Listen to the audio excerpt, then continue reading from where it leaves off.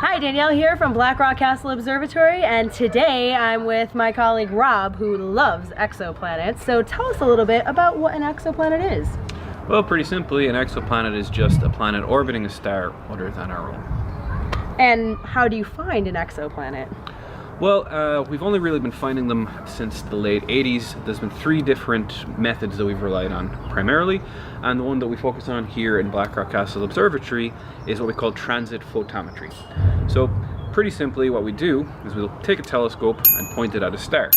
The light coming from that star should remain pretty constant in terms of the intensity.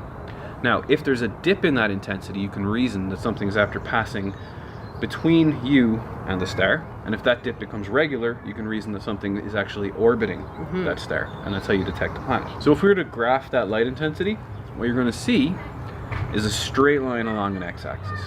But every time the planet passes between us and the star, you're going to see a dip in that light intensity, and it's going to look like a little trough in your graph. What's your favorite exoplanet then? Favorite exoplanet would be TRAPPIST-1d. Why? I really like it because it's Earth-like. It's one of the most Earth-like exoplanets we've discovered to date, but also because it's tidally locked, which I think is pretty cool because it means one side of the planet is in perpetual nighttime, one side is in perpetual daytime, which would be kind of like, you know, New York always being in daytime and someplace like Shanghai being in perpetual nighttime, which is kind of weird, kind of cool. I like it. Well, I've got one better. My favorite exoplanet is Alpha Centauri b. Why is that, you ask? Because it is the closest to Earth, so it's only just over 4 light years away, which means we could possibly go there sometime. Sure, hop, skip, and a jump.